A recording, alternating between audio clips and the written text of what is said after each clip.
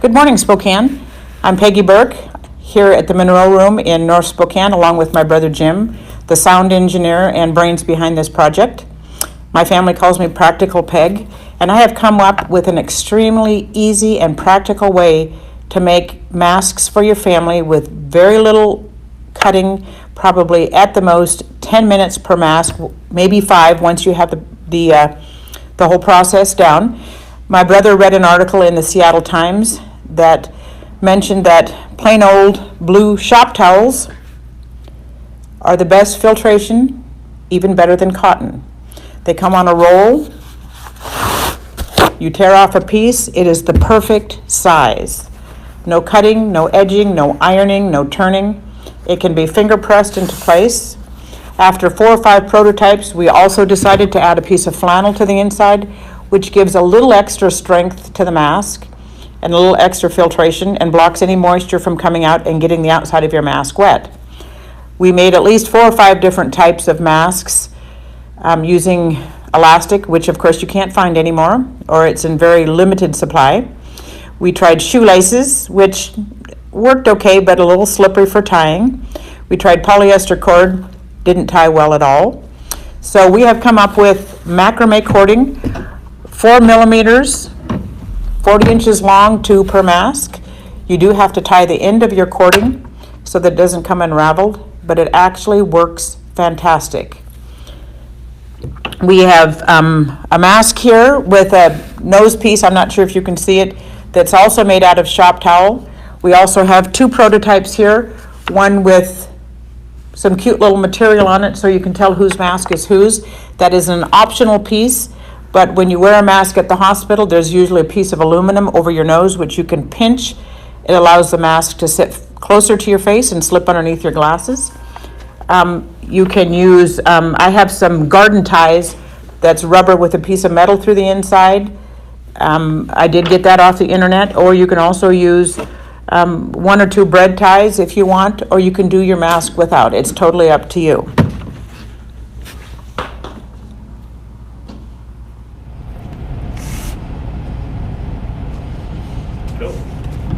Hello again. So let's make ourselves a mask. I have in front of me a piece of shop towel torn from my roll. Actually, quite a strong piece of paper towel. Folded in half and finger pressed. No ironing needed. I'm going to open this up and put in my pre-cut piece of flannel.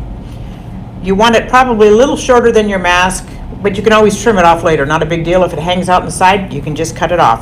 I'm going to put this piece of flannel right up against my fold, and then I'm going to take my piece of 40-inch macrame cord, ends knotted, and center it right up by the fold and fold it in half. You can use pins. Some of the fancier quilters use clips. Anything is good to use. I will clip through the top of my mask with a clip so that I keep my string up on top. I'm going to make this mask without the nose piece. If you need me to make one later with a nose piece added, I can do that. It's very easy. You just cut it, fold it, put it over the top, and sew it into your seam. So I'm now ready to sew. So I'm going to take this to my sewing machine.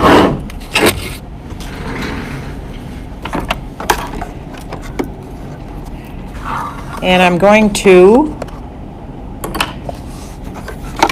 all done with straight stitch, I'm going to use my 1/4 inch presser foot. Whatever you use, just get as close to the macrame piece as possible. Get my presser foot in place. Excuse me for a moment as I get set up here.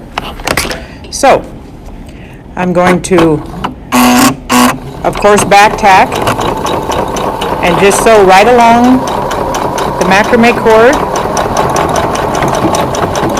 Take my clip off.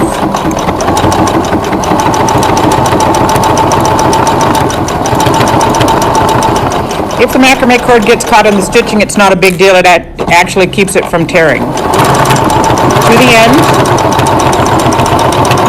back tack, take it out, and cut your strings. I'll cut my strings shorter when I get done with this, just for time-wise. So actually what I did is I didn't really fold this in half, but it's not a problem. So what I'm going to do now is I'm going to make a little bit of a dart so this mask goes underneath your chin and protects you from below. So then what we do is we take another piece of macrame cord and we run it along the bottom, centering it. If we can do that, let's see here. Eyeball is good enough. I'm going to pin my cord to keep it in place.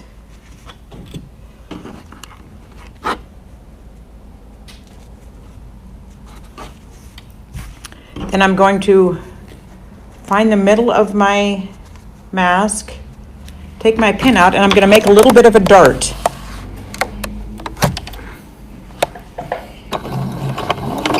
Back tack about 1 inch from the middle of your mask, going inward through your cord, which will then again hold it in place.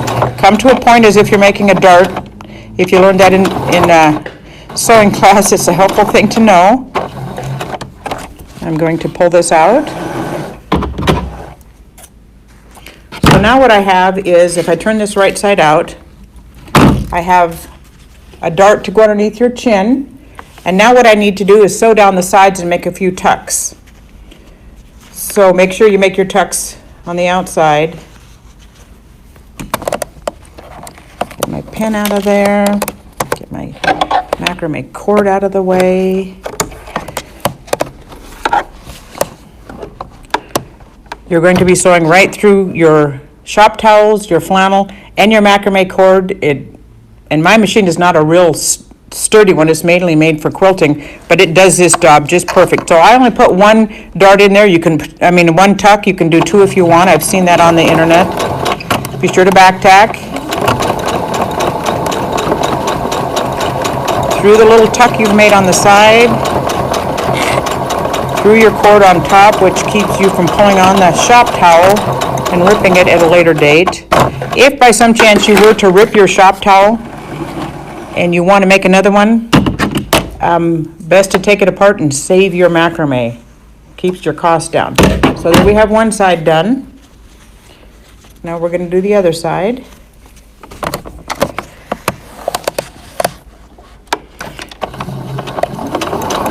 Back tack. My sewing classes from Sister Georgia Marie at Holy Names have come in very handy in my lifetime. Okay, move along.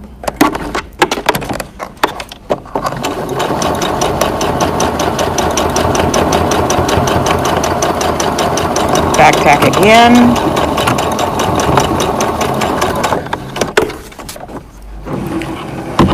Okay, you can cut your threads later. I have to pull mine out because for some reason my thread keeps on threading itself. So there's a finished product. 5-10 minutes at the most. Clip your cords. If you want to decorate it with a marking pen, you can do that so everyone knows whose mask it is. If you feel the need, you can run a seam along the bottom. I'll go ahead and do that while we're here. Just keeps the cording from showing. And since I didn't cut my towel or fold my towel perfect, I can trim that off later. So I'm just going to sew along the bottom, folding my dart over. And this little machine seems to go through all of those layers very, very well. So you don't have to have a fancy, heavy-duty machine. You don't have to have an iron. All you need is a few inexpensive supplies. Back tack.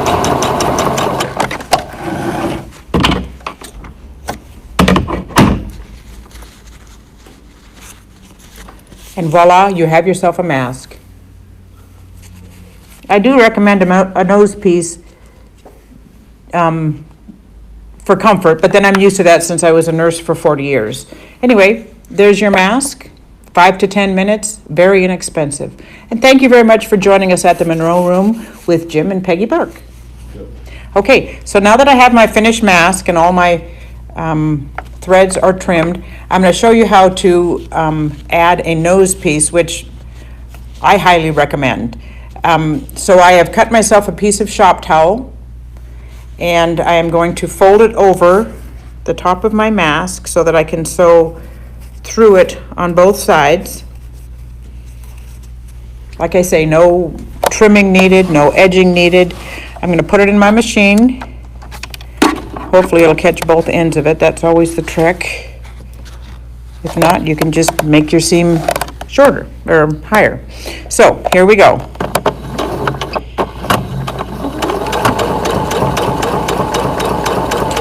I made some of the nose pieces, channels out of material, so just to kind of dress them up a little bit, but that takes ironing and cutting and edging, so this is basically the practical way to do it. So let me pull this out,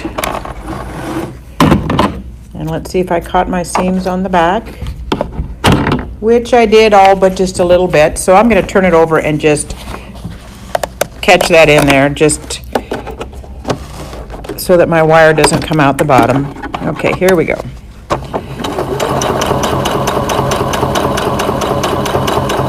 I'm a sewer, not an engineer. Okay, so we're going to pull that out. We're going to cut it. And then, like I said, you can use bread ties, which are really, really not as heavy. You can use more than one. What I found on the internet was some rubber-coated flex wire. You can probably get it at your garden store. It's more rubber than metal, so it bends real easy.